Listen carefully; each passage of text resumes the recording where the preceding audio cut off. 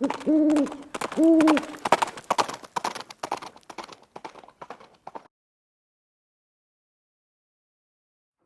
guys, it's Viejo here, and we are at the very end of the second week of November here in 2024. Got a pretty day here on the central coast of California. It's cool though. Got up and it was 38 degrees or something just at sun up. But I know some of you guys on the East Coast and in the North are experiencing colder temperatures than that, but it's a cool start for our area. Hey, you may have noticed and heard me on several recent videos talking about Hornady's Cowboy cedar dies. And I got to thinking that, you know, they're not a product that's commonly known. Some of you may not even have known that they existed. So I thought I'd do a little bit of a video about those. And in order to make it realistic and worthwhile, we should compare the Hornady die to some other cedars. Now, we're only talking about revolver die sets here, guys. We're not talking about rifle dies, not talking about semi-auto dies, talking about revolver dies, because that's the only style that these Hornady dies are made for. These are Hornady's custom grade dies, but they're designed specifically for cast bullets. They're available in 38 special, 44 special / 44 WCF, and the 45 Colt. We're going to use the 45 Colt die as our example today. You can get these as standalone cedar dies, or you can get them in a 3-die set. If you go to looking for them, just do your search for Hornady Cowboy cedar die or Hornady Cowboy die set, and it should come up on your popular retail websites, maybe even in your local gun shop, although I doubt it. I think you're going to have to find them online. So let me show you a little bit first about why I would have different dies. Okay, all of these do the same job. I got a couple of RCBS dies. We got the Hornady, I got a Lee, and I got a Redding die here, and they all behave and function slightly differently. The issue that I have with cast bullets is that the throats of some of these are too narrow in the die body itself, and it can cause the die body to start crimping in the case mouth before the case mouth even gets to the crimp ring, if one is in these dies. Not all these dies have crimpers, okay? And that can cause lead and so forth to scrape. Let me show you what I'm talking about. We'll use the RCBS dies here to illustrate. All right, here's our RCBS die. I got the seat stem backed out. We'll go ahead and run a case up in there that has been sized, and we're going to do the standard practice of adjusting our cedar die. We'll run this die body down till we feel the case mouth contact that crimp ring, and back it out half turn or so, okay? And I'll just go ahead and set that, okay? Now we'll take our flared case and start our bullet up in there.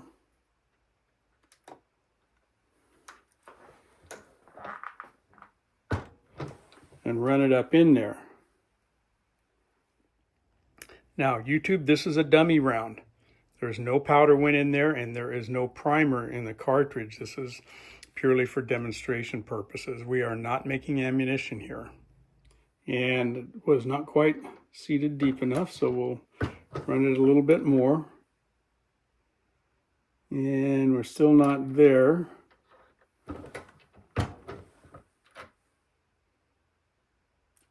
And we're still not quite there, but I want you to look at what's happening. Let me see if I can zoom you in a little bit here.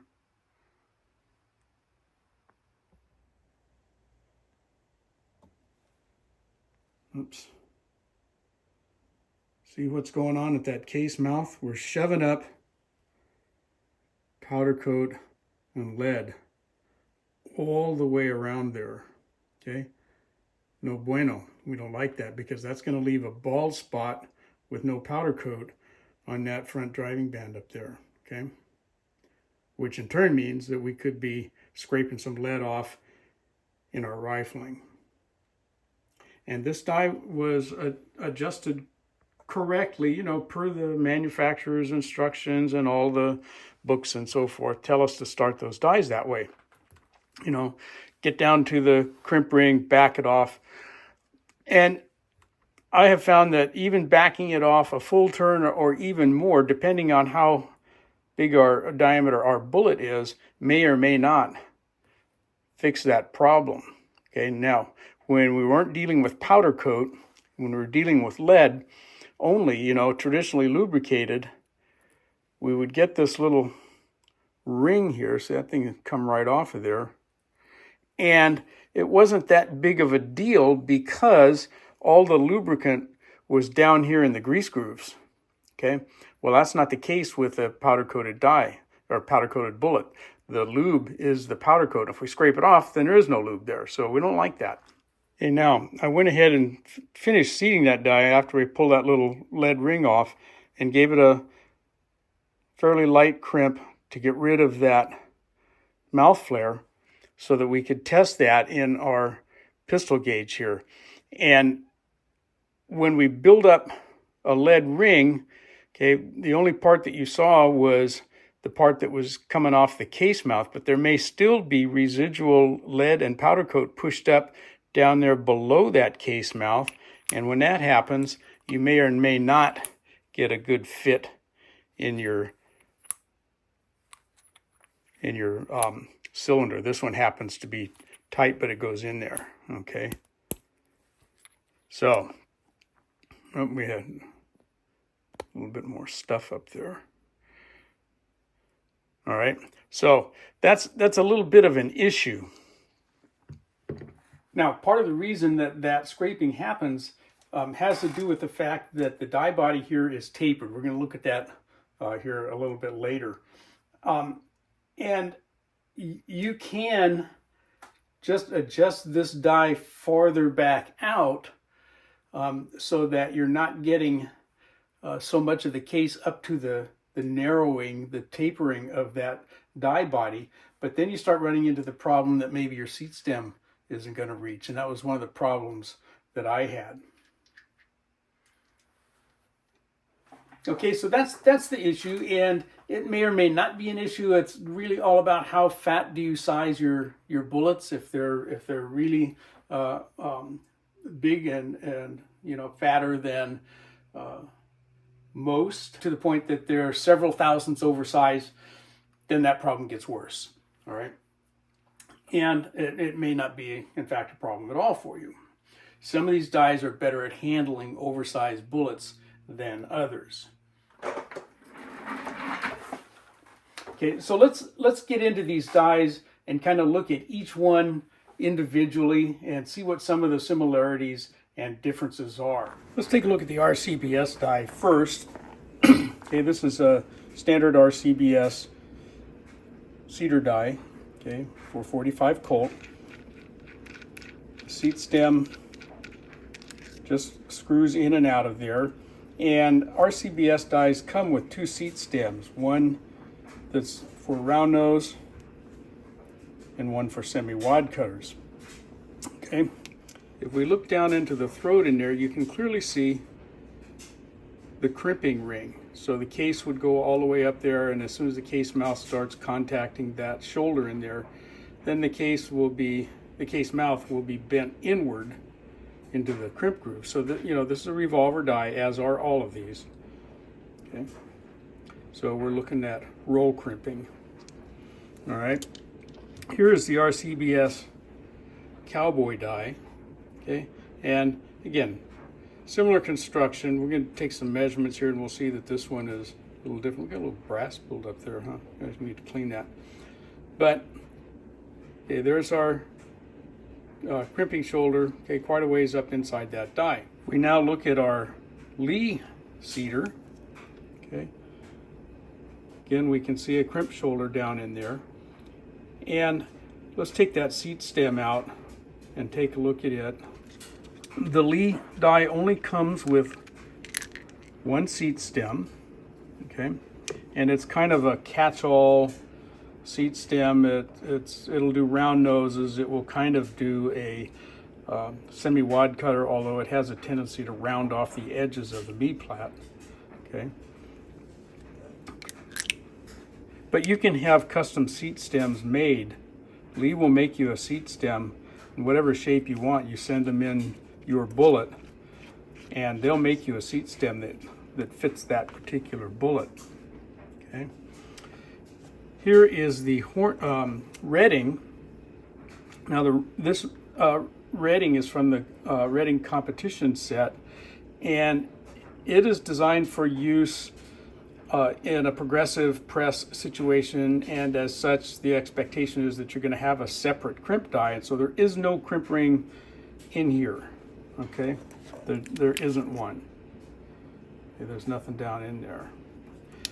The seat stem, again, okay, is kind of generic. It only comes with one, okay, unlike that RCBS we just looked at. Okay, so there's the seat stem there. Okay, and it will handle a round nose if it's not too big, but it kind of will do the same thing to a semi-wad cutter in that it can round off the edges a little bit. But it does have a micrometer on it, which is a nice feature. Okay, also makes this die quite a bit more expensive. Okay, if we look now at the Hornady die, this one is, you know, just a whole different system. We have this sleeve in there that is designed to kind of capture the outside of the case and hold the case in line with the bullet as it goes up in there. Okay, and you can see that there is a crimp ring in there. Let me pull this guy out of there a little bit more. It'll be a little more evident. Okay, so you can see that there is a crimp ring, but it's very close to the base of the die. It's not so far up in there. All right, and the Hornady die comes with two seating stems. That flat one in there that has no edge to it at all. It's just a straight across flat stem, and this one here that's a little more, oops, let's focus that. That one there that's a little more adaptable to, come on, what are you doing, camera? A little more adaptable to a round nose bullet, all right? So you do get two seat stems with your Hornady. If we take this one apart, there's actually several parts up here, okay? This whole piece here can come off, all right, but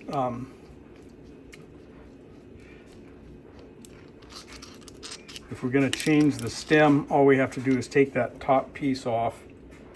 Okay, very simple, quick, easy, and fast.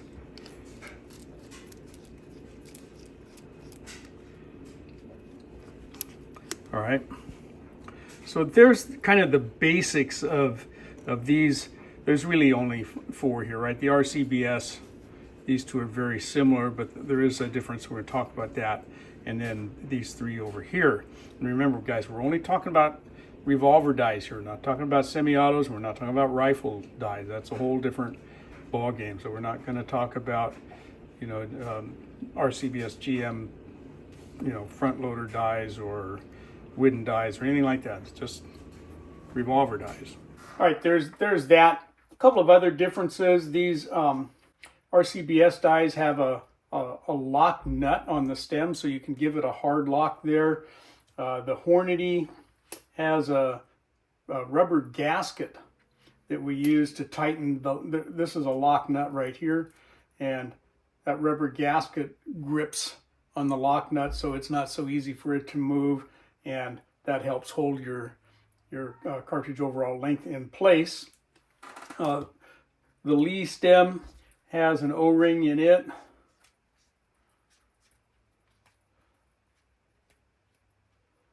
Way down in there. I don't know if you can see that or not, but it does have an O-ring. And that helps secure your stem in place without worrying about, you know, too much of it moving during your loading process.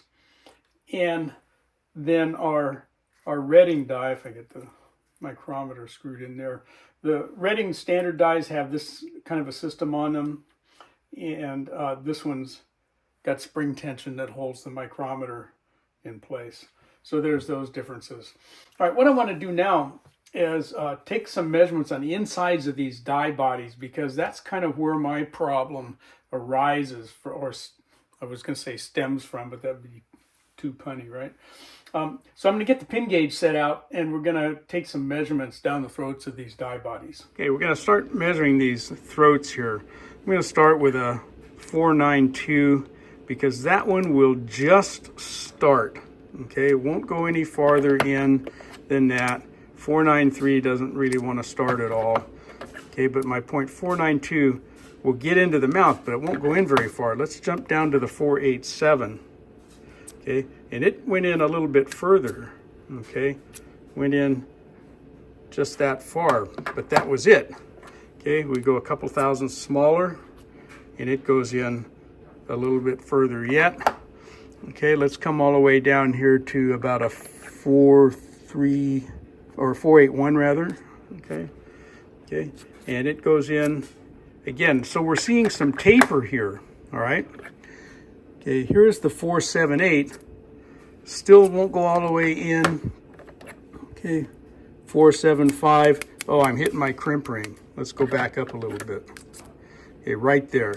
Okay, so that's the .476 pin. Okay, it's upside down, but that's it. Okay, guess I could do it this way for you. Okay, and that one goes in there and just touches the crimp ring. This one gives us a good solid hit. All right, so there's our measurements. Okay, it tapers from about a 492, okay, down to a 476. Right, so the sides of this die body are not parallel, they're tapered. Here's a 45 Colt case that has been sized and expanded enough to start that 45 Colt bullet. Now this bullet is only sized at 4.52, so it's not real fat for a cast Colt bullet. Okay, let's measure that case mouth and see what that took.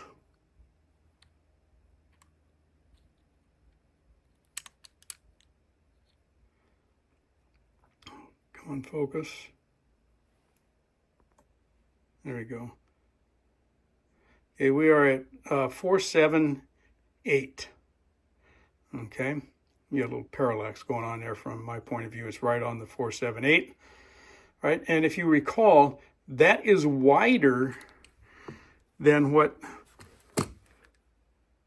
the cylinder diameter was on this die, right, just before the crimp ring. Well, what that means is that that die body is going to start pushing in on the case mouth before it gets up to the crimp ring. And now here's the RCBS Cowboy die, and remember our other die would start a 492. This one won't. Okay, how about 489? 489 starts, but that's it. All right, and if we kind of jump over here to our 478, doesn't quite make it. Here's our 476, still doesn't quite make it. Okay, we got to get down to 475 before we hit the crimp ring.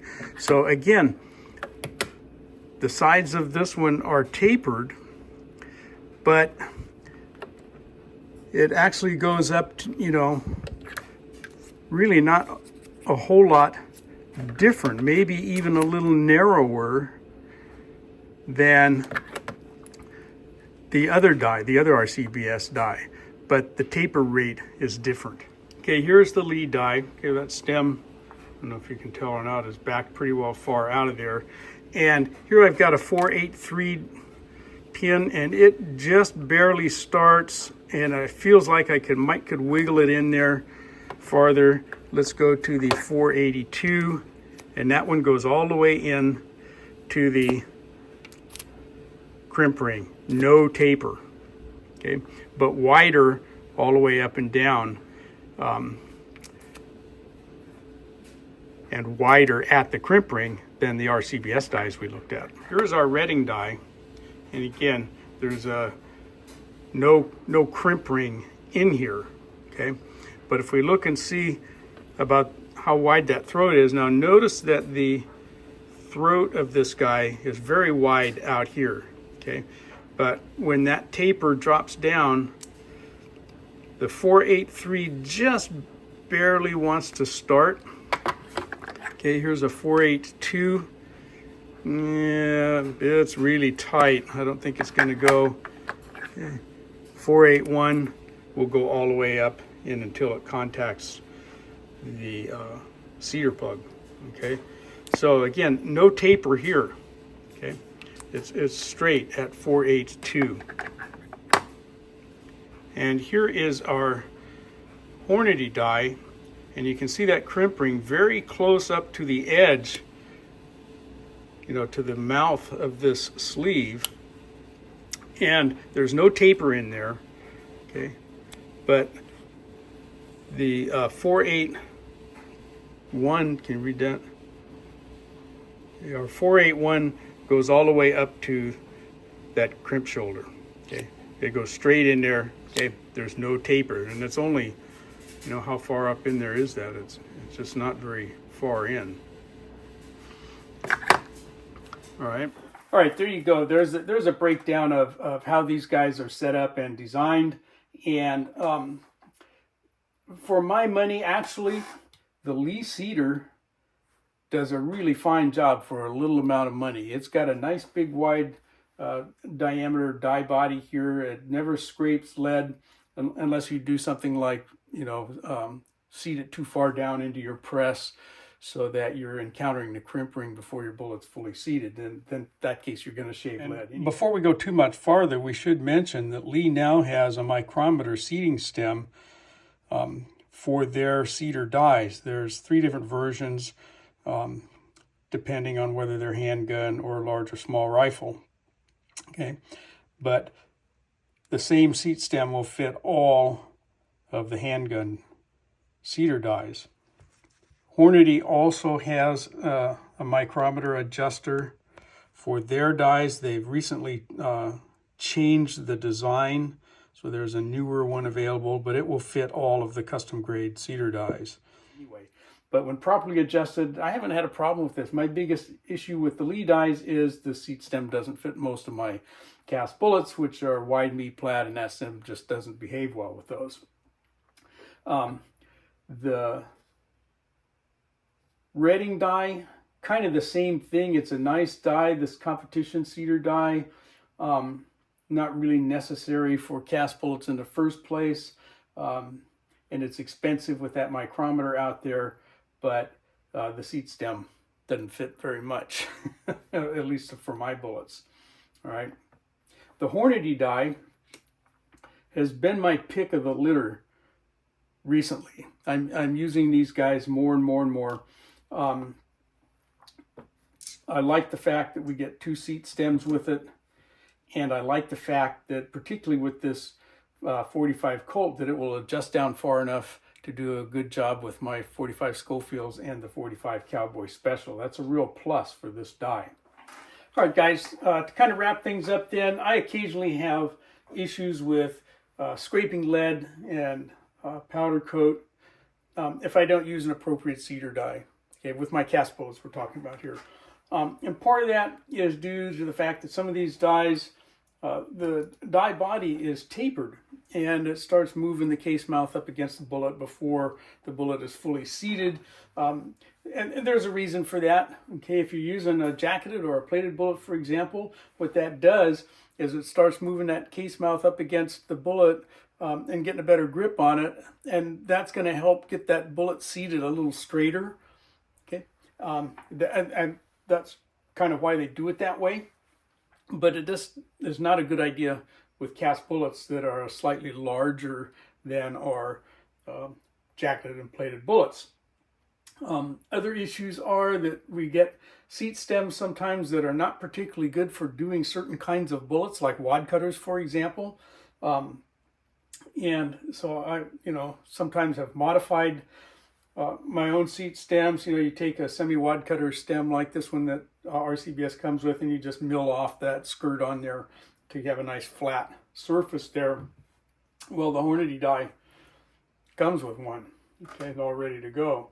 So after using all of these different kinds of dies, the one that does the best all-around job so far, this Hornady Custom Grade Cowboy cedar die, again available as a single, standalone or in a 3-die set, is coming out on top for me these days.